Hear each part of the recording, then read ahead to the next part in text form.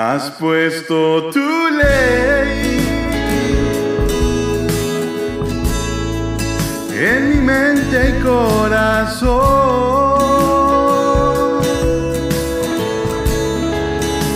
y ahora lo sé. Obedezco por amor.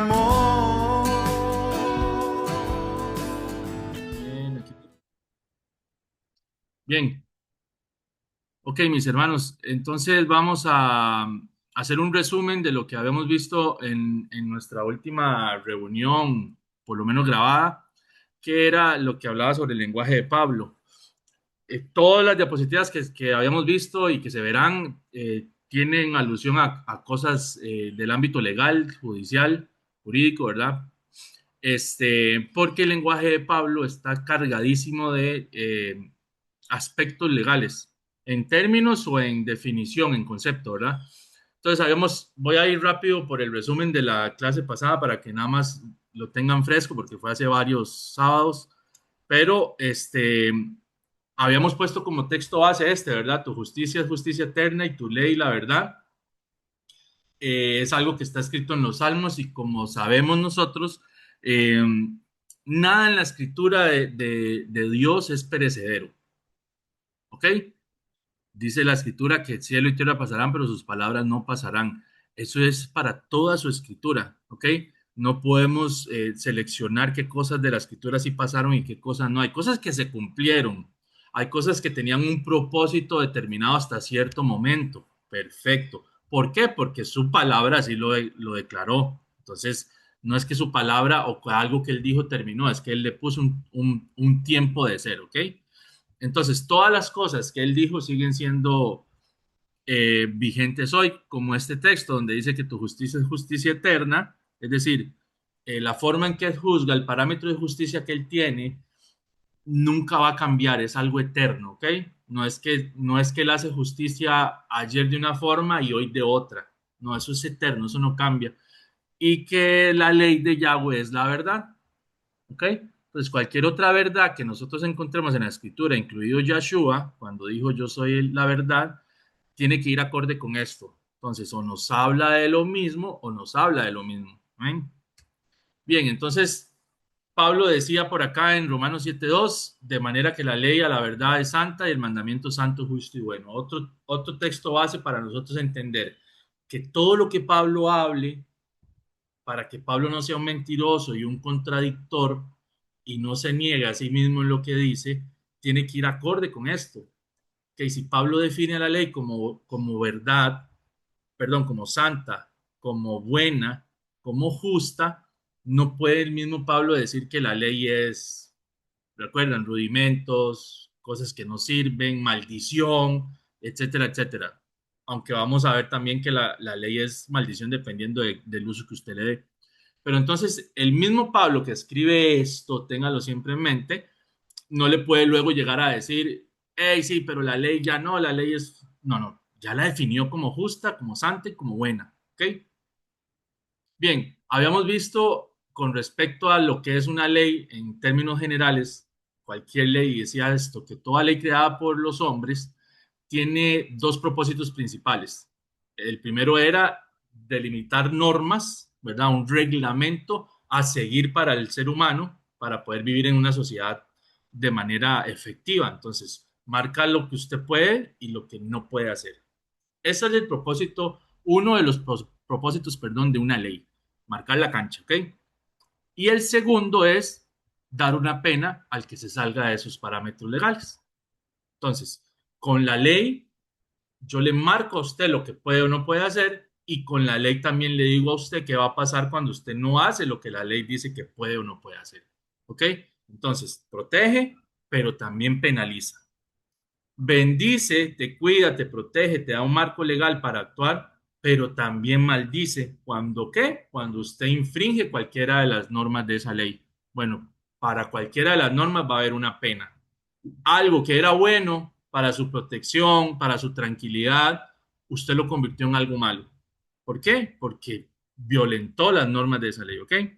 Entonces decíamos ahí al final que la ley de Dios no funciona diferente a las leyes humanas. ¿Ok? Y ahí en negrita, esto que era muy importante y que hay que tenerlo siempre en la mente es que ninguna ley tiene la potestad de condenar y liberar al mismo tiempo.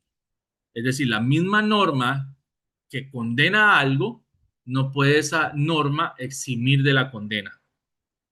Tiene que haber algo externo a la norma que lo libere a usted de la condena. ¿Ok? Eso también lo habíamos visto.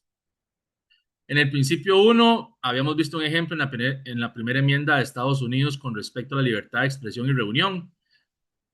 El principio uno era, ¿verdad?, marcar la cancha, definir qué se puede y qué no se puede. Entonces, habíamos visto este ejemplo en el que la primera enmienda le dice a los ciudadanos norteamericanos, estadounidenses, que se pueden reunir libremente, que pueden profesar o no una religión, que pueden, bueno, que tienen toda esa libertad y luego les dice también, ok, pero está prohibido, por ejemplo, que ustedes se reúnan para una protesta y bloqueen calles sin un permiso. ¿Por qué? Porque está violentando otro derecho, que es el de tránsito y etcétera. Entonces, se marca la cancha. Se les dice, ok, pueden hacer esto, no pueden llegar hasta aquí, no pueden hacer esto, y todos tienen que saber que tienen derecho a tal cosa siempre y cuando no hagan tal otra, ¿ok? Como por ejemplo reunirse para hablar de cómo matar al presidente. Eso es un delito en Estados Unidos, ¿ok? En realidad casi que en todo lado, aquí un poquito menos porque aquí nos dejan hablar cualquier tontera y nadie nunca hace nada, pero bueno. Este, lo mismo es con la ley de Dios. Y veíamos un ejemplo en el que él dice, ok, lo que vas a hacer cuando un hermano quede pobre, quede desamparado, entonces lo vas a recibir, lo vas a amparar como a un extranjero y él va a vivir con usted. ¿Ok? Prohíbe algo dentro del mandamiento 10. Ahora, no vas a abusar de él, no vas a tomar de él usura, no le vas a prestar por interés, ni le vas a dar tus víveres con ganancia, ¿ok? Entonces, te dice qué hacer en una situación, pero te dice, hey, pero hasta aquí no llegues, no hagas esto, no hagas esto. Entonces, se marca la cancha. Dios marca la cancha de qué cosas quiere el que hagamos y qué cosas no debemos hacer, ¿ok? El principio 2 es dar una pena a las que infrinjan la cancha marcada, los que se pasen de los límites. Igual en la primera enmienda con la libertad de expresión, entonces se dice lo que ya les mencioné, que no se pueden hacer protestas que bloqueen una calle, entonces hay multas, en algunas cosas hay penas de cárcel, y etcétera. Y dependiendo del delito, lo que diga la norma, así va a ser entonces la consecuencia. Lo mismo entonces pasa con la escritura. Dice entonces Yahweh en Éxodo que al extranjero no engañará ni angustiarás, perdón, porque fuiste extranjero, a ninguna viuda ni huérfano vas a afligir, porque si te aflige y ellos me llaman, yo los oiré y viene la consecuencia. Mi furor se encenderá y os mataré a espada y vuestras mujeres serán viudas y huérfanos vuestros hijos. Entonces, las leyes que dicen, ok, si usted hace esto, va a ir a la cárcel, tenemos a las leyes de Dios que dicen, bueno, si usted infringe lo que yo dije, va a haber una pena. Y la pena es, obviamente sabemos que hay una muerte insofacta, que es la muerte espiritual, algo que lo destituye a usted de estar en la presencia de Dios, pero también había una consecuencia en el ámbito físico de parte de Dios y la sigue habiendo. Recuerden que hay unas maldiciones en Deuteronomio 28 que vienen después de las bendiciones por obedecer. Bueno, hay un montón de cosas que en este mundo a usted le van a pasar por desobedecer a Dios. Lo mismo que con cualquier ley humana. Amén. Ok, entonces habíamos visto esto, que la ley no es el problema, ninguna ley es el problema es cuando usted infringe cualquier ley. El problema no es que haya una ley de tránsito, esa le protege a que no andemos como locos chocando en las intersecciones. El problema es cuando alguien se brinca la luz roja y entonces o choca y se mata y mata a una familia o lo ve un policía de tránsito y le hace una multa. Tome su consecuencia por brincarse el semáforo en rojo. Entonces el problema no es la ley, el problema es cuando usted infringe la ley. Y decía Pablo, y hallé que el mismo mandamiento que era para vida, a mí por infractor me resultó para muerte. O sea, el problema nunca es la ley, el problema es que usted hizo un mal uso de la ley al no obedecerla. Y ahora la ley que era para vida, que Dios la pensó para bendecirnos, para que tengamos vida, se convirtió en maldición. ¿Por qué? Por causa suya, no de la ley. ¿Ven? Decíamos acerca de la imposibilidad de la ley que hay cosas imposibles para todas las leyes. Y habíamos visto estos principios penales de los propósitos de la ley, lo que la ley viene a cumplir, y que una ley misma, y lo vemos ahí por ahí en el punto 1, la parte 2 dice, la norma que condena no puede por sí sola convertirse en norma liberadora, porque eso violaría la seguridad jurídica y la coherencia del sistema. O sea, la misma ley cuando ya condena a un individuo, la misma ley no puede eh, exonerarlo de la culpa. Imposible. Eso haría que una ley no funcione. Eso haría que una ley sea inútil, no sirva para nada. Y entonces Pablo se dedica a hablar mucho de eso. Cuando habla de que usted se intenta justificar por la ley, no está haciendo nada. Y entonces él habla de que la ley no puede hacer eso, es inútil, es imposible para la ley justificar a alguien que ya la infringió, porque así no funcionan las leyes, no están hechas para eso. Las leyes están hechas para regular y para condenar. Tiene que venir algo externo para librarlo a usted de algo en lo que la ley ya lo puso, en una condición adversa que la ley ya lo puso por haberla violado. Tiene que venir.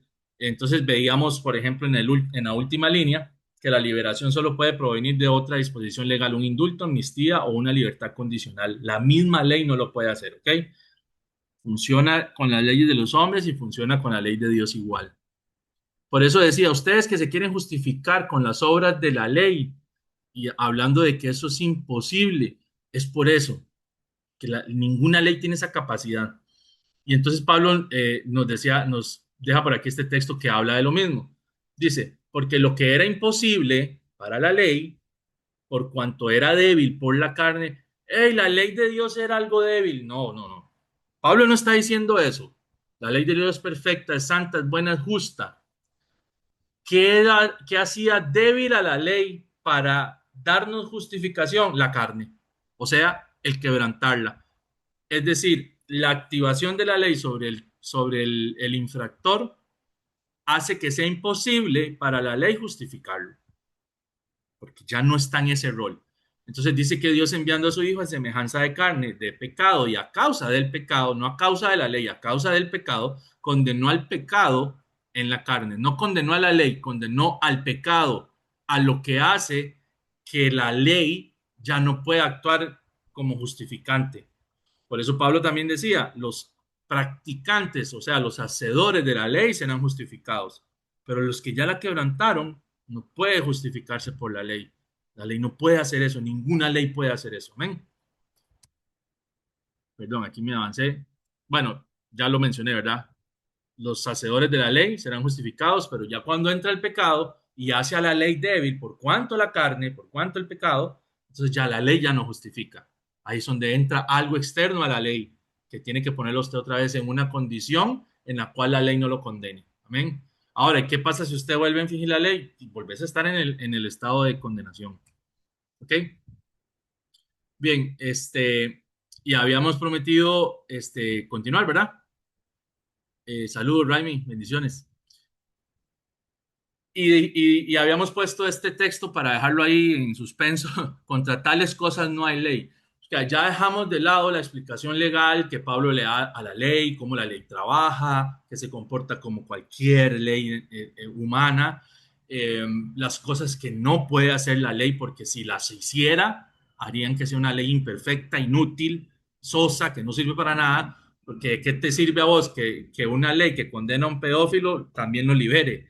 ¿Para qué tenemos esa ley? ¿Para qué prohibimos el delito si al final la misma ley que se suponía lo iba a condenar lo saca? Entonces pasaría el pedófilo, asesino, el ladrón entrando y saliendo. Eso pasa en mi país mucho. No porque la ley esté mal hecha, es porque no se cumple, porque abaratan el delito. Entonces, para robarse se requiere cierto monto. Entonces agarran por allá a un asesino, a un violador, a un ladrón de algo ya importante que tiene un historial de visitas a prisión, ¿verdad? Como ir al supermercado. Entonces uno se pregunta, pero ¿por qué ese hombre estuvo tantas veces ahí y ahora sí que mató a alguien, que violó a alguien, ahora sí entonces va a ir 50 años preso? ¿Por qué tuvo que pasar 25 veces por prisión? O sea, ya esto se veía venir. Bueno, es porque no se aplica la ley como tiene que aplicarse. Entonces, eso no pasa con la ley de Dios. Entonces, la ley se aplica, Dios la aplica, y si usted no tiene otro medio aparte de la ley para salir de la condena que la ley le está dando, ahí se queda. Entonces, eso es lo que Pablo decía, y en otras palabras es, ay, ok, lo que pretendía hacer el fariseo con la ley y lo que hacen lamentablemente hoy los que guardan la ley y no creen en Yeshua, infringe la ley, por ejemplo, voy a poner algo suave, mintieron, pero dan al pobre, diezman, guardan Shabbat, no comen cerdo. Entonces, con esas cosas de la ley van a justificar la mentira que hicieron. No, lo que Dios dice es, no, papá, ya la ley te condenó y por uno te condena en todo y necesitas algo porque hacer las cosas que la ley te manda no te va a quitar eso porque la ley está incapacitada para limpiar lo que la misma ley ya condenó. En resumen, de eso es lo que habla muchas veces Pablo en la escritura. ¿Ok? Perdón, recuerden, cuando quieren hablar, de una vez se meten ahí porque no los puedo ver. Ahorita solo puedo ver a Ale. Ok. Entonces decía Pablo, contra tales cosas no hay ley. ¡Hey! No hay ley. Pablo dijo que contra estas cosas no hay ley. Entonces, hay cosas contra las que no hay ley, la ley ya no existe, no va, ya no está porque no hay ley. Vamos a ver. Recuerden siempre la base de lo que estábamos, el versículo que tenemos como nuestra ancla, que tu justicia es justicia eterna, no varía, no cambia, la forma en que él hace justicia es siempre igual, y tu ley, la verdad. Todo lo que no hable ley, todo lo que hable en contra y fuera de la ley es mentira. Punto. Porque tu ley, la verdad. Amén. Ok, no hay ley. Entonces, eso está en este texto de Gálatas 5, 22, 23. Y ahorita lo vamos a ver todo. Mas el fruto del Espíritu es amor, gozo, paz, paciencia, benignidad, bondad, fe, mansedumbre, templanza. Contra tales cosas no hay ley. Ok, entonces Pablo nos está diciendo que hay cosas contra las cuales no hay ley. Entonces, obviamente la palabra que usted tiene que aprenderse acá como clave es, no es la que está en negrita, sino contra, contra. O sea, hay cosas que juegan en contra y hay cosas que juegan a favor. ¿Ok? Hay cosas permitidas en la ley de tránsito y hay cosas que no. Entonces, en la ley de tránsito hay cosas en contra y hay cosas a favor. ¿Ok? Usted tiene el derecho a vía, usted tiene el semáforo en rojo y hay cosas que te van a jugar en contra. ¿Ok? Bien, entonces la pregunta es, ¿no hay ley? Y por eso puse este par de textos, hay miles. Y podríamos hablar una hora entera de cómo no hay ley si tengo todo esto para decirles. Pero puse solo dos por tiempo. Dice Pablo, ¿acaso ignoráis, hermanos? Pues hablo con los que conocen la ley. Recuerden, está escribiendo a Roma, ¿verdad? Una iglesia en Roma, que la ley se enseñorea, ejerce dominio, es señora de, dice, la ley se enseñorea del hombre, entre tanto que éste vive. Ok, eso está en Romanos 7.1. Entonces Pablo está diciendo, se les está olvidando, ustedes romanos que conocen la ley, que la ley se enseñorea del hombre, no dice del judío, del hebreo, del que vive en Jerusalén, no dice del hombre, y el hombre es el mexicano, el tico, el argentino, colombiano, el dominicano y donde usted quiera. Se enseñorea del hombre entre tanto que éste vive. Entonces, Pablo nos dice que la ley ejerce señorío, o vamos a ponerle otras palabras más legales, que es lo que hemos venido hablando, que la ley tiene jurisdicción sobre el hombre entre tanto que éste vive. ¿Ok? Entonces, no hay ley, pero como si no hay ley, Pablo me dice que la ley se enseñorea del hombre entre tanto vive. Porque Pablo me dice que la ley se enseñorea del hombre si se supone que la ley quedó clavada en la cruz. Se supone que quedó abolida por la gracia. Pero Pablo me está diciendo que la ley se enseñorea del hombre. ¿Y qué es esto? Porque digamos, si una ley tiene jurisdicción sobre alguien o se enseñorea, ejerce dominio sobre alguien, eso quiere decir que esa ley hay que respetarla, hay que guardarla, porque está ejerciendo dominio y señorío sobre usted.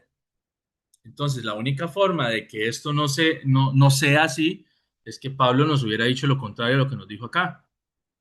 pero no es así. Entonces, la ley se enseñorea, entonces no es que no hay ley. Existe la ley y ejerce dominio, control, señoreaje sobre usted. Y dice Santiago 2:9, pero si hacéis acepción de personas, cometéis pecado y quedáis convictos por la ley como transgresores. Pero no hay ley. ¿Cómo puedo ser convicto de una ley que ya no existe? Es decir, ¿por qué si la ley fue clavada, si Jesús, Yahshua la abolió con su muerte y la gracia y bla, bla, bla, bla, bla? ¿Por qué Santiago, el hermano de Yahshua, me dice que si yo hago excepción de personas, cometo pecado?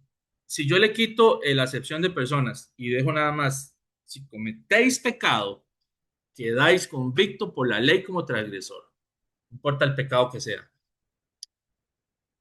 ¿Cómo puedo quedar convicto por una ley que no existe? ¿Cómo puede enseñorearse sobre el hombre una ley que ya no existe, que ya no nos rige, que ya no tenemos que obedecer? Entonces, Pablo no está diciendo que no hay ley, porque la ley existe, y lo dijo Pablo, y lo dijo Santiago, y lo dijeron todos en algún lenguaje diferente, que nosotros tenemos algo a lo que obedecer. ¿Ok? Bien, entonces, ¿no hay ley? No, no, sí hay ley. ¿Ok? Existe la ley que nos puede llevar convictos y que ejerce el señoreaje sobre nosotros. Amén. Entonces vamos ahora sí al texto completo. Dice Pablo entonces acá en Gálatas 5 del 16 al 24. Digo pues, andad, y ojo a las palabritas en negro, andad en el espíritu y no satisfagáis los deseos de la carne, porque el deseo de la carne es contra el espíritu y el del espíritu es contra la carne, y estos se oponen entre sí, carne versus espíritu, para que no hagáis lo que quisiereis. Pero si sois guiados por el espíritu, no estáis bajo la ley. Ven que hay una condición. ¿Recuerdan en Romanos 6:14, que decía, no estáis bajo la ley, sino bajo la gracia? Pero había otra parte que decía anteriormente, porque el pecado no se enseñoreará de nosotros. En Romanos 7:1 dice que hay algo que sí se enseñorea del hombre, quiéralo o no, y es la ley. Pero en este verso de Romanos 6:14 dice, el pecado no se enseñoreará de vosotros. Eso es algo condicional. O sea, el pecado puede ser su señor y puede no serlo. La ley no, nunca se dijo que la ley tal vez no se enseñorea, si no, se enseñorea el hombre en tanto vive, punto. El pecado no va a ser su señor, dice Pablo, porque puede serlo. ¿Por qué? Porque ya no estás bajo la ley, sino bajo la gracia. Bueno, entonces Pablo aquí está diciendo, pero si sois guiados por el Espíritu y no por la carne, es ahí, es lo mismo que dijo en el otro, es ahí cuando no estáis bajo la ley. ¿Qué pasa entonces? Si lo vemos al revés, si sois guiados por la carne, ¿qué pasa? Estáis bajo la ley. Entonces la ley no es, usted no está bajo la ley porque haya sido quitada. Usted no está bajo la ley siempre y cuando se maneje en el espíritu, siempre y cuando no le dé rienda suelta a los deseos de la carne, siempre y cuando respete esa ley que se enseñorea sobre el hombre en tanto esté vivo. Amén. Dice, y manifiestas son las obras de la carne. Ok, entonces ya nos va a dar ahí una explicación breve de más o menos de qué cosas se está hablando, porque la lista es muchísimo más grande. Entonces ya nos va a decir, ok, voy a decirles qué es guiarse por la carne. Dice adulterio, fornicación, inmundicia, lascivia, idolatría, hechicerías, enemistades, pleitos, celos, iras, contiendas, disensiones, herejías, envidias, homicidios, borracheras, orgías y cosas semejantes a estas, acerca de las cuales os amonesto, como ya os lo he dicho antes, que los que practican tales cosas no heredarán el reino de Dios, que los que practican tales cosas están bajo la ley. La ley los tiene convictos, la ley los tiene prisioneros, son reos de muerte por la ley que dijo no, no idolatres, no hayan hechiceros entre ustedes, amen a su prójimo, etcétera, etcétera, etcétera, y muchos etcétera. Ok, entonces andar en la carne es andar en contra de las cosas que establecen la ley como correctas. Perfecto. Luego dice Pablo, más el fruto del Espíritu es amor, gozo, paz, paciencia, los antídotos contra todo lo anterior, benignidad, bondad, fe, mansedumbre, templanza. Contra tales cosas no hay ley. Pero los que son de Mashiach han crucificado la carne con sus pasiones y deseos. No crucificaron la ley, crucificaron la carne. Ok, entonces aquí vemos esa lucha constante entre carne y espíritu. Y noten que siempre él, cuando habla de carne y espíritu, espíritu versus carne, menciona la ley. Si andás por el espíritu, no estáis bajo la ley. Contra estas cosas no hay ley. Hermanos, eso quiere decir que hay cosas contra las que hay ley. Hay cosas contra las que la ley aplica, se rige y se levanta en condena. Por algo lo menciona Pablo. Si no, ¿qué tiene caso mencionar una ley que ya no existe? No nos importaría. ¿Para qué mencionar algo que fue abolido? No, él está diciendo, hey, contra esto no hay ley. Si vas con el espíritu, no estás bajo la ley. Si fuera algo como se nos enseñó, ¿para qué voy a decir que ser guiado por el espíritu te hace no estar bajo la ley si de por sí ya nadie está bajo la ley porque hay gracia? No, no, es que hay gente bajo la ley. Usted está bajo la ley, bajo la condena de la ley. Amén. Continuamos. Ok, entonces este es el texto completo y aquí es donde Pablo dice que hay cosas contra las cuales no hay ley. Pero entonces Pablo no está diciendo que la ley ya no exista.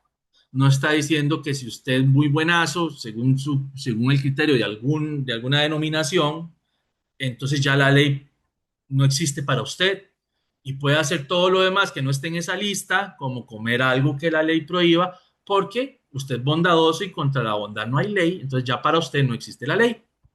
Eso no es lo que está diciendo Pablo. Entonces vamos a ver otros términos legales para ver que lo que Pablo está diciendo es aplicable acá. Dice atipicidad. Cuando una conducta no encaja, perdón, en la descripción de ningún delito tipificado en la ley, por ejemplo, ayudar voluntariamente a un vecino no es delito porque no existe tipo penal que lo sancione. Okay. Atipicidad quiere decir que cuando algo no está estipulado en un código penal, no es un delito. ¿Ok? Por ejemplo, si en el código penal de su país no dice que es un delito robar, ya lo habíamos dicho, ahí robar no es un delito. ¿Por qué? Porque no está en un código penal. Punto. Entonces, contra el robo en ese país, no hay ley. Robe, tranquilo, porque no hay ley contra eso. ¿Ok? Licitud se refiere a que la acción es legal, permitida por el ordenamiento jurídico. Por ejemplo, guardar Shabbat. Hey, es algo legal, está permitido. Entonces, contra eso no hay ley. No hay nada que lo declare como delito. Más bien, es una acción que el ordenamiento jurídico dice, ustedes pueden hacer eso. Por ejemplo, ustedes pueden reunirse libremente para practicar o no practicar una religión. Bien, entonces hay un ordenamiento que me dice, yo puedo practicar cualquier religión y nadie me puede a mí condenar por seguir la religión de los Pablitos. Me la inventé ayer, tengo 3 tontos ahí que se llaman Pablo y me siguen. Dele. Nadie lo puede a usted venir a condenar por seguir a los Pablitos. Entonces, eso se llama licitud. ¿Hay algo que le permite a usted hacer la ley? Listo. Contra eso no hay ley. Contra eso no hay ley. ¿Ok? Irrelevancia penal. La conducta puede tener relevancia moral o social, pero no tiene consecuencias jurídicas en el ámbito penal. Por ejemplo, en nuestros países, hoy en día, la homosexualidad tiene una relevancia moral. Nosotros sabemos que moralmente eso está mal. En la mayoría de nuestras sociedades occidentales es mal visto cada vez menos, pero sigue siendo la mayoría mal visto. Pero no tiene consecuencias jurídicas en el ámbito penal. Entonces, por lo menos aquí en Occidente, ser homosexual y tener una pareja del mismo sexo no es penado. No hay ley contra eso. Listo, contra eso no hay ley. Permisión legal cuando la ley reconoce expresamente que una conducta está permitido. Por ejemplo, la legítima defensa. Ok, el matar a alguien es un delito, pero la ley dice que cuando es en legítima defensa es permitido. Ok, matar a alguien por legítima defensa, contra eso no hay ley. El tipo se metió a su casa, venía con un cuchillo en la mano, quería amenazarlos a ustedes, y usted tenía un arma ahí, le metió unos balazos, lo mató, contra eso no hay ley. Aunque sea un delito, pero hay algo en la ley que lo permite, ¿ok? Y el principio de reserva legal. Solo lo que está expresamente prohibido y sancionado en la ley puede ser considerado delito. Lo demás queda fuera del alcance del derecho penal. Ok, entonces hay cosas que para las cuales en nuestras leyes no hay ley. Lo que no está tipificado, cosas que se permiten, cosas que son delito, pero hay excepciones. Entonces, contra todas estas tipos de cosas, no existe ley. ¿Ok? Y está bien, porque por lo general son cosas que te protegen, son cosas que te dan libertad, son cosas buenas para usted. Por ejemplo, aunque suene feo, matar a alguien en legítima defensa es algo bueno para usted porque le dice que usted no tiene que hincarse delante del agresor y ver cómo le destrozan su familia. No, dice que usted se puede defender y proteger a los suyos y su vida misma, o ante un asalto, por ejemplo. Entonces, son cosas buenas, ¿ok? Que la ley no prohíbe porque precisamente dan algo bueno el permitirlas, ¿ok? Entonces, el no hay ley de Pablo se resume así. Cuando el apóstol Pablo declara que contra estas cosas no hay ley, está afirmando en lenguaje jurídico que las buenas obras y virtudes descritas son conductas atípicas, el primer punto que vimos antes, en el ámbito penal, no constituyen un delito, no generan una sanción y por el contrario se reconocen como plenamente lícitas e irrelevantes penalmente.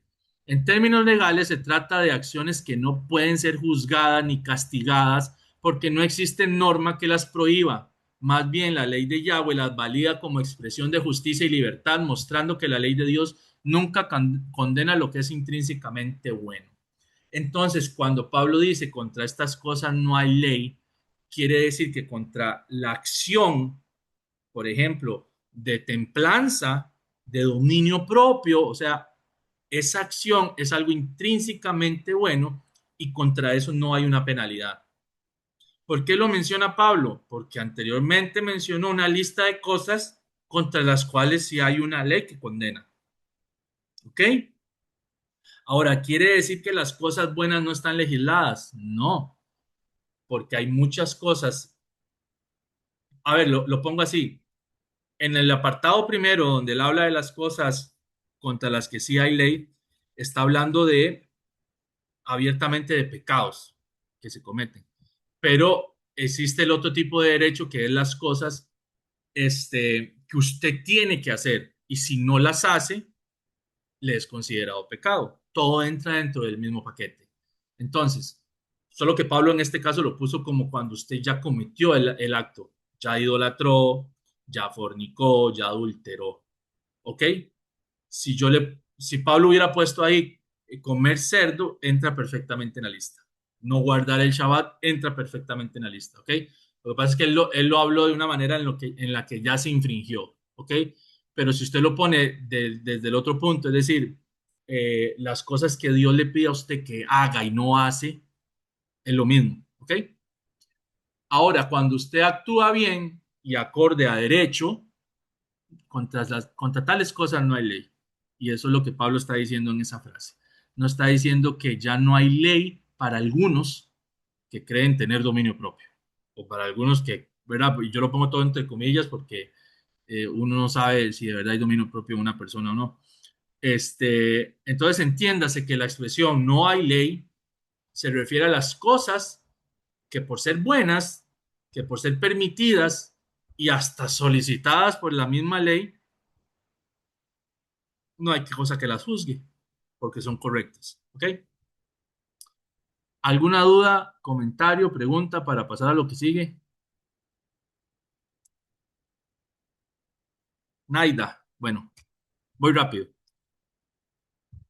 Vimos entonces lenguaje judicial, y es que en lenguaje de Pablo no vamos a ver solo cosas estrictamente judiciales, ¿verdad? Sino que vamos a ver, por eso se llama el lenguaje de Pablo, no se llama Pablo el abogado. Vamos a ver otras cosas que tienden a confusión en las palabras, en la forma de hablar de Pablo.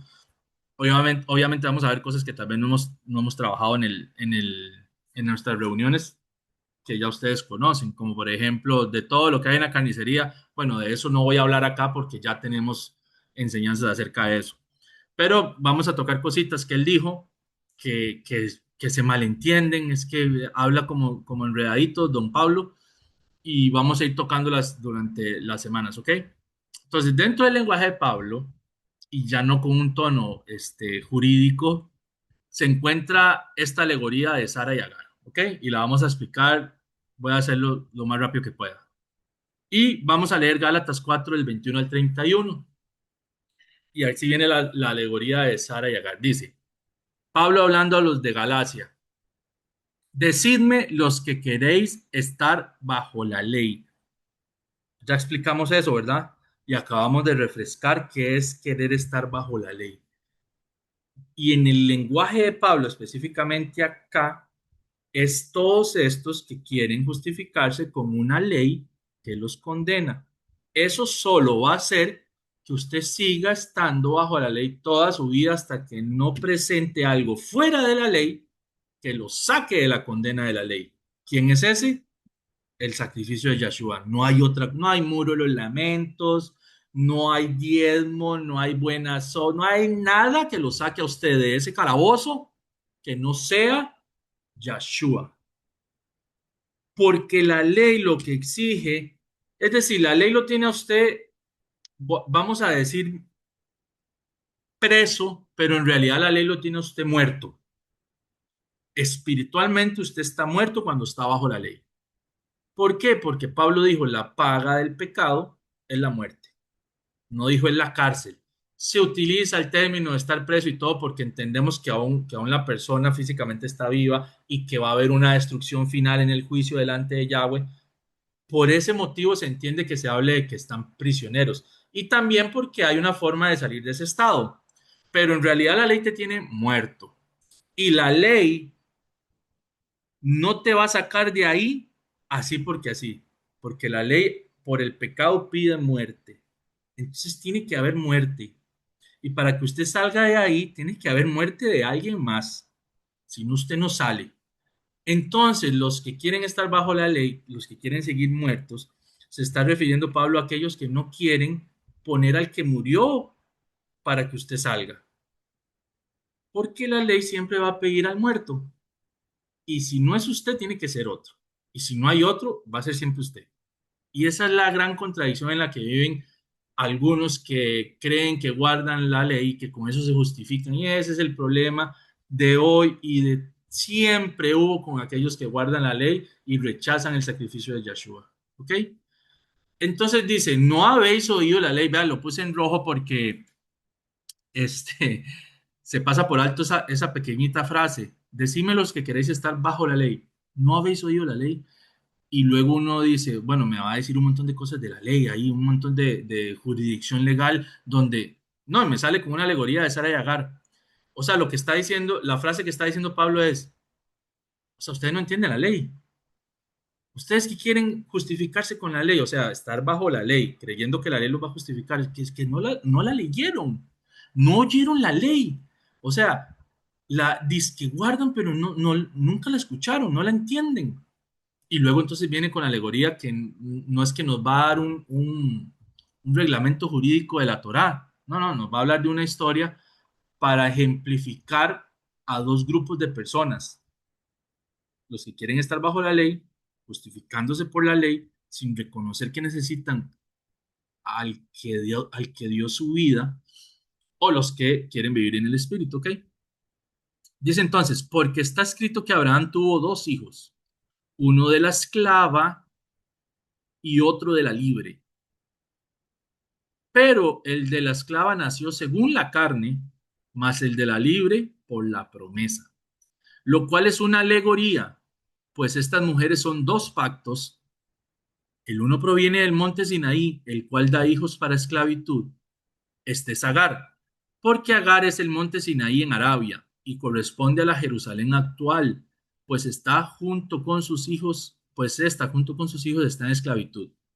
Mas la Jerusalén de arriba, la cual es madre de todos nosotros, es libre, porque está escrito: regocíjate, oh estéril, tú que no das a luz, prorrumpe, en júbilo y clama, tú que no tienes dolores de parto, porque más son los hijos de la desolada que de la que tiene marido. Así que, hermanos, nosotros como Isaac somos hijos de la promesa, pero como entonces el que había nacido según la carne perseguía al que había nacido según el Espíritu, así también ahora. Mas, ¿qué dice la Escritura? Echa fuera a la esclava y a su hijo, porque no heredará el hijo de la esclava con el hijo de la libre. De manera, hermanos, que no somos hijos de la esclava, sino de la libre. Ven, el monte Sinaí, la ley es esclavitud. Todo lo que se dio en el monte Sinaí genera hijos para esclavitud. Ey, suave, eso no es lo que está diciendo Pablo. Para empezar, Pablo está hablando de una alegoría. La vamos a explicar más adelante, ¿ok? Y nos está hablando de dos cosas. Recuerden, es la misma lucha.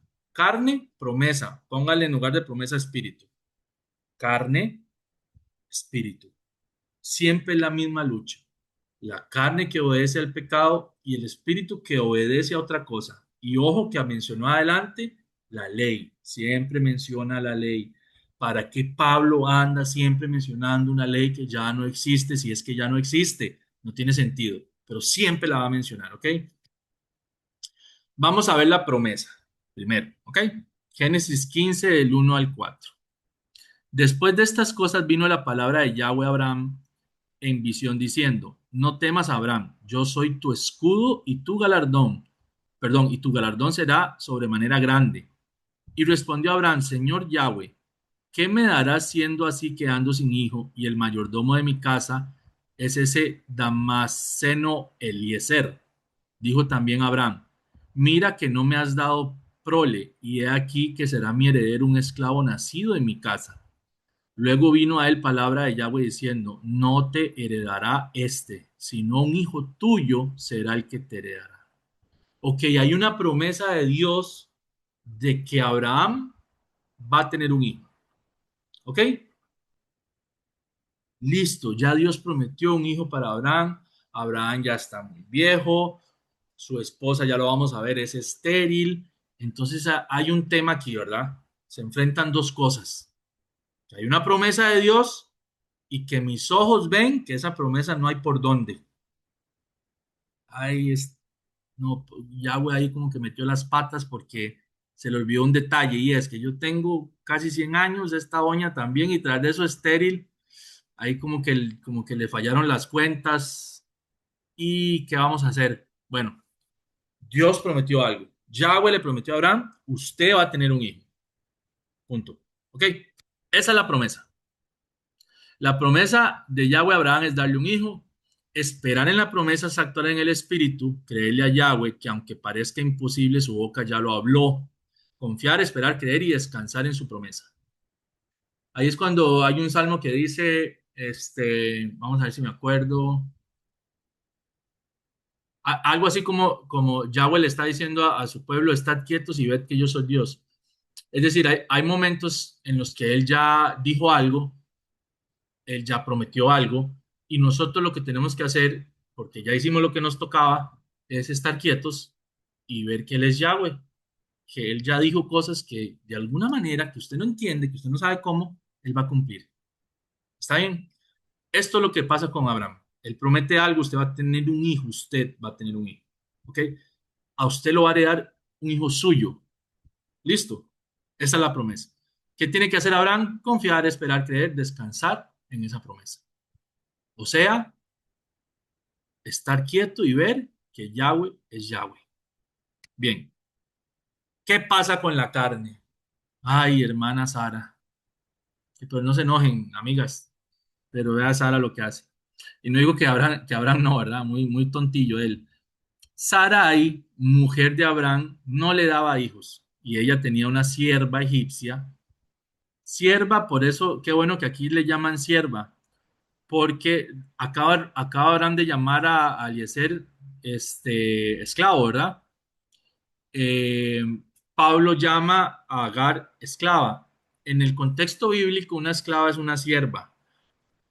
No se imaginen el contexto, en el contexto del pueblo de Dios teniendo esclavos, no se imagine al barco Amistad, a lo que sucedía en Estados Unidos durante la guerra civil, el tema de la esclavitud, de verdad, que tenían a personas de color hasta encerradas en calabozos y les daban con látigos y esos eran esclavos en nuestra concepción de un esclavo.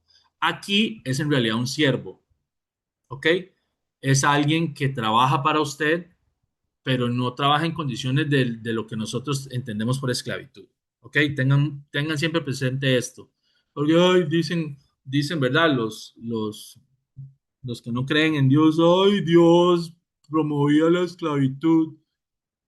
Entiéndase que esclavo era un tema, inclusive hasta pago tenían, ¿ok? Tenían techo, tenían refugio, se les instruía inclusive en la escritura, en la Torá, y hasta pago tenían. Entonces, era algo así como un empleado.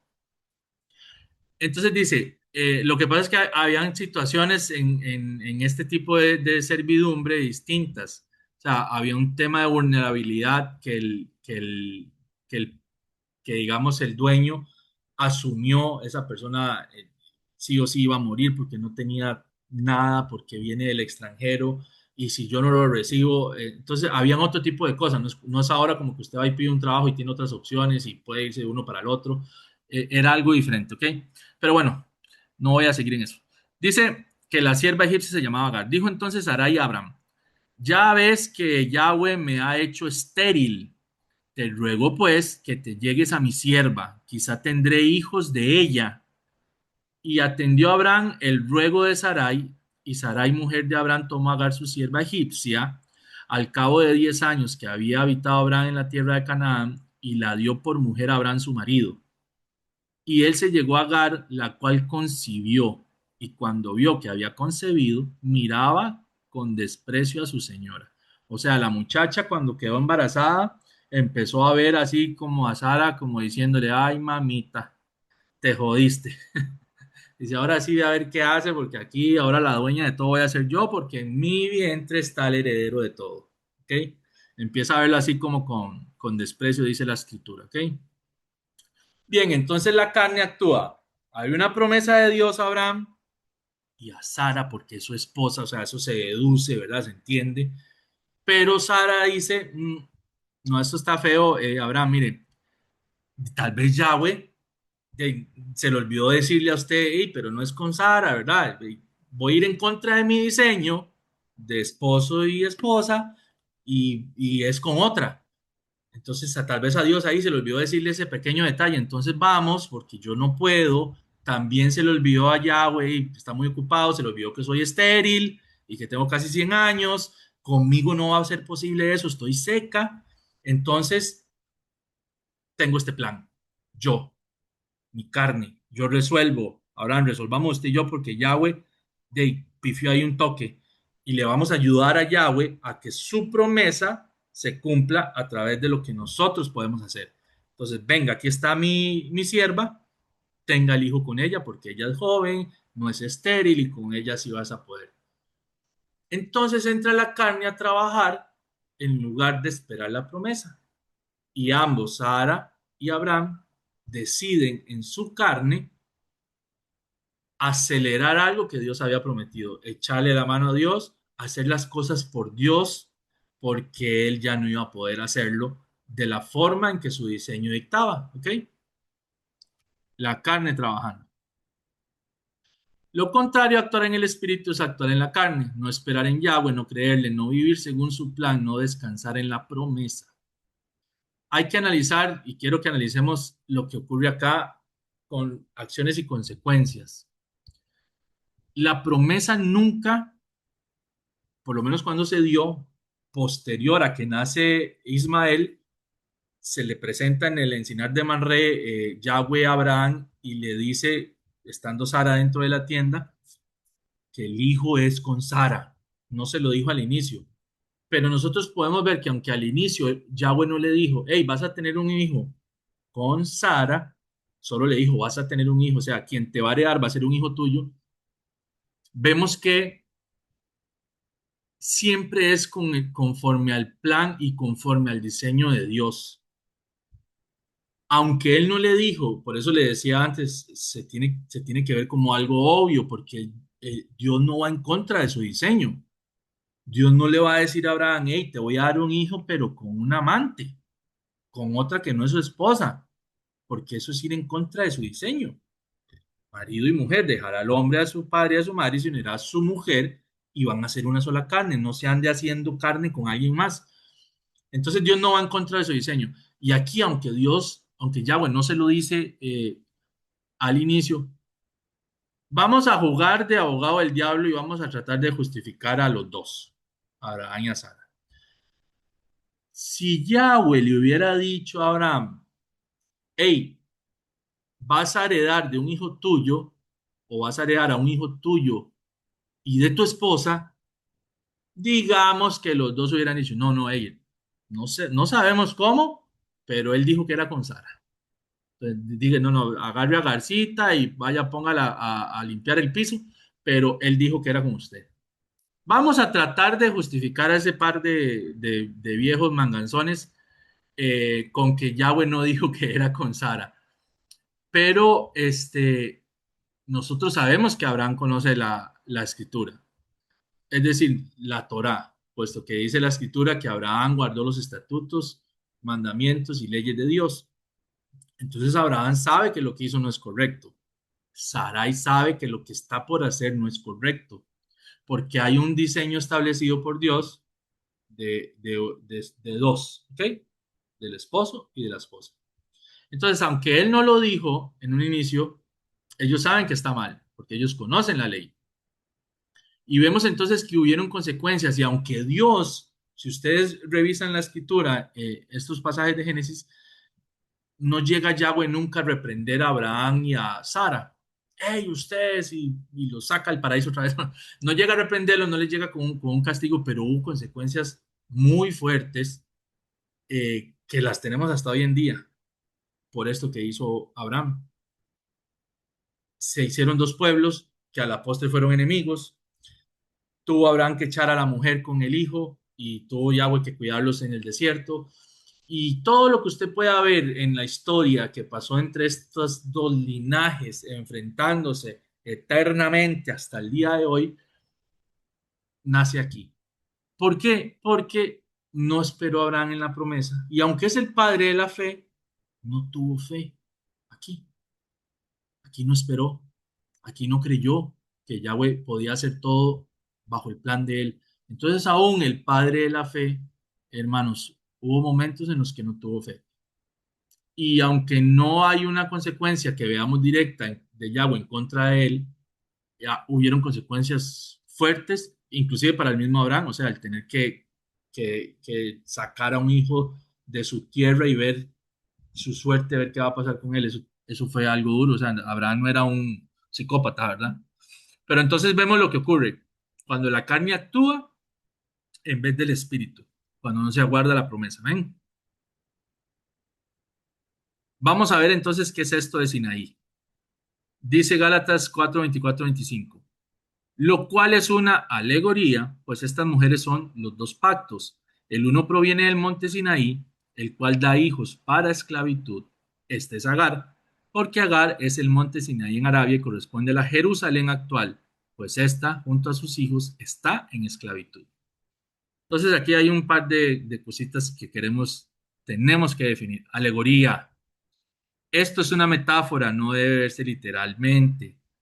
O sea, el Sinaí, cuando él dice que el monte Sinaí da hijos para esclavitud, no tiene que verse literalmente. Pablo está hablando de otra cosa, no está diciendo que si usted va y acampa un día ahí a la falda del monte Sinaí, ya salió esclavo de ahí, o que todo lo que pasó en el Sinaí es porque es para que todos sean esclavos, que vamos a entender de qué está hablando Pablo con esta alegoría. El Sinaí, el monte no hace referencia a la ley, sino al pueblo reunido ahí. ¿Ok? Eso es el punto clave. Pablo no está hablando de que la ley es esclavitud y genera esclavos. Pablo está hablando de la gente reunida en el Sinaí. Por eso después dice, y corresponde a la Jerusalén actual. No está hablando de un territorio, porque Pedro proviene de la Jerusalén actual. Y Pedro no está contado como estos hijos en esclavitud, ¿cierto? Y Jacobo y el mismo Yeshua y todos los que seguían a Yeshua en su círculo más íntimo son de Jerusalén, son de los alrededores. Pablo está hablando de un grupo de personas. Por eso dice, corresponde a la Jerusalén actual, pues esta junto con sus hijos está en esclavitud. Entonces, el monte Sinaí no está hablando de la ley, sino del pueblo que estaba reunido ahí en el monte Sinaí. Ya lo vamos a ver más adelante. Esclavitud, dice que Agar era esclava, sus hijos por ende también.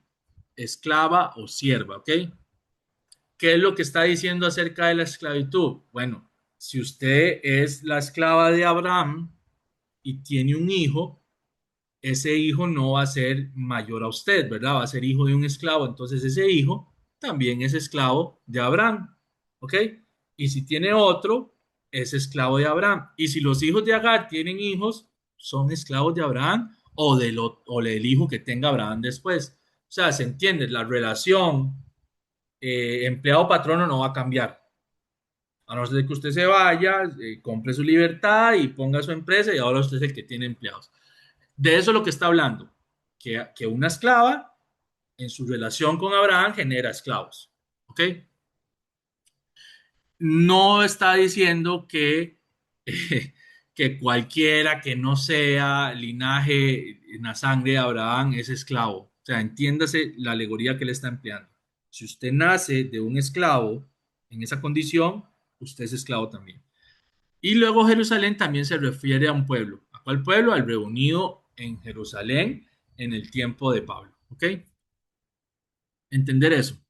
Vamos a ver entonces qué es esto del Sinaí, porque dice que el Sinaí genera hijos de esclavitud. Y vamos a ver que no tiene nada que ver con la ley. ¿Ok?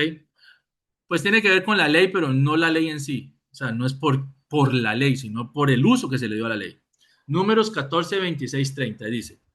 Y Yahweh habló a Moisés y a Aarón diciendo, ¿hasta cuándo oiré esta depravada multitud que murmura contra mí? Las querellas de los hijos de Israel que de mí se quejan.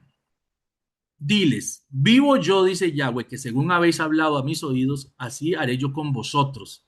En este desierto caerán vuestros cuerpos. Todo el número de los que fueron contados de entre vosotros, de 20 años arriba, los cuales han murmurado contra mí. Vosotros a la verdad no entraréis en la tierra por la cual alcé mi mano, por lo cual, perdón, alcé mi mano y juré que os haría habitar en ella, exceptuando a Caleb, hijo de Jefoné, y a Josué, hijo de Nun. Ok, Primera de Corintios 10, 1, 5. Porque no quiero, hermanos, que ignoréis que nuestros padres todos estuvieron bajo la nube y todos pasaron el mar, perdón, y todos en Moisés fueron bautizados en la nube y en el mar, y todos comieron el mismo alimento espiritual y todos bebieron la misma bebida espiritual porque bebían de la roca espiritual que los seguía y la roca era Cristo. Pero de los más de ellos no se agradó Dios, por lo cual quedaron postrados en el desierto. Hebreos 3:17. ¿Y con quienes estuvo él disgustado 40 años? ¿No fue con los que pecaron, cuyos cuerpos cayeron en el desierto?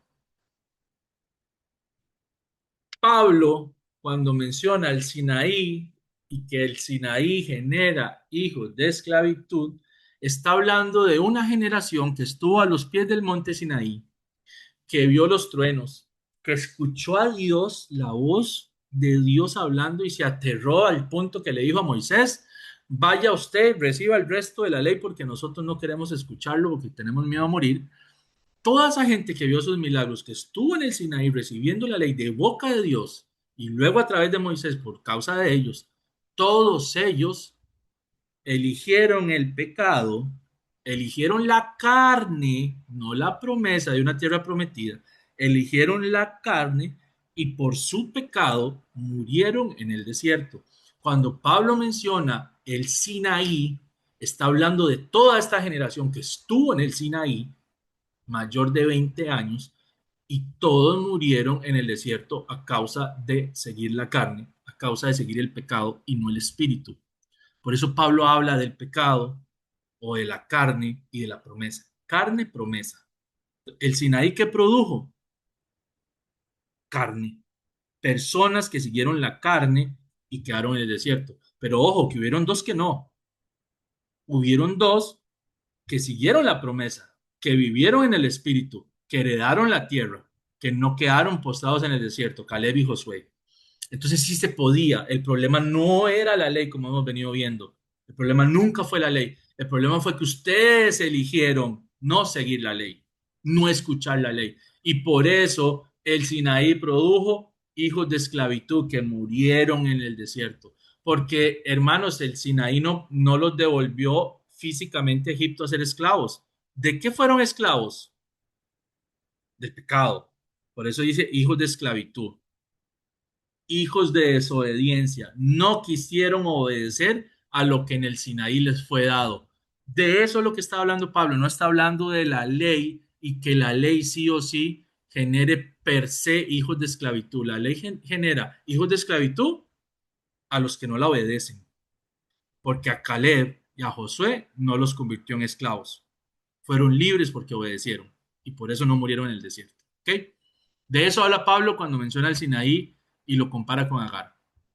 Entonces, la alegoría de Sara y Agar nos muestra dos pueblos, uno guiado por el espíritu y otro guiado por la carne. La promesa versus la fuerza humana, el espíritu versus la carne.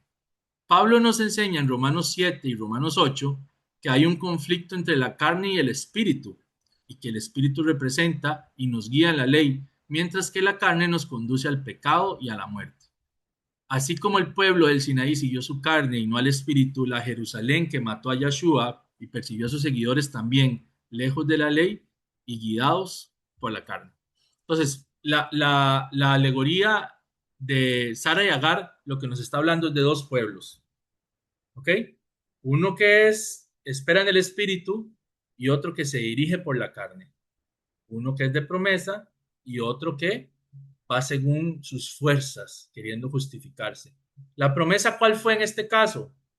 Que se iba a enviar un Mesías, que ese Mesías, según Isaías, iba a poner su vida por el pecado para salvar a muchos. Y entonces hay un pueblo que descansa en esa promesa y hay un pueblo que por sus esfuerzos, haciendo obras que no lo pueden justificar por todo lo que ya vimos, porque la ley ya te está condenando y nunca te va a justificar, decide por su fuerza, con su carne, por sus medios, no confiar en la promesa y por sus buenas obras justificar las malas, que todos tienen. Y de eso se encargó Pablo de dejarlo muy claro. Entonces, la alegoría de Sara y Agar, el lenguaje de Pablo que nos está diciendo, hay dos pueblos, los que confían en Yahweh y en su promesa, en su Salvador, en Yahshua, y uno que confía en sus fuerzas, en su carne. Amén. Lo mismo que hizo Sara junto con Abraham. Vamos a ayudarle a Dios porque su promesa no se va a cumplir por este lado. Entonces vámonos nosotros con nuestra inteligencia y con nuestras acciones, nuestra carne, a cumplir la promesa de Dios por este otro lado. Pero 37, así no es. Amén. Bien. Y recuerde siempre esto. Dice Isaías 8:20. A la ley y al testimonio. Si no dijeren conforme a esto, es porque no les ha amanecido. Si no dijeren quiénes, Pablo, el pastor, el cura, el profeta, el hijo del profeta, el mismo Yahshua, a la ley y al testimonio. Cualquiera que no dijere conforme a la ley y al testimonio, está en oscuridad, está dormido, no le ha amanecido, no lo escuche. Recuerde siempre esto, ningún hombre que hable palabra de Yahweh hablará nunca, nunca en contra de la ley. ¿Por qué? A la ley y al testimonio. Quien lo haga, habla de su boca y no de Dios. No importa cómo se llame, cuántos años tenga y cuán grande sea su congregación, cuán exitosa sea su vida a los ojos de los hombres, a la ley y al testimonio El que no hable conforme a eso está en oscuridad. Pablo nunca habló en contra de la ley, porque si lo hubiera hecho, hubiera estado en oscuridad. Amén. Excelente, amigos. Voy a dejar de compartir.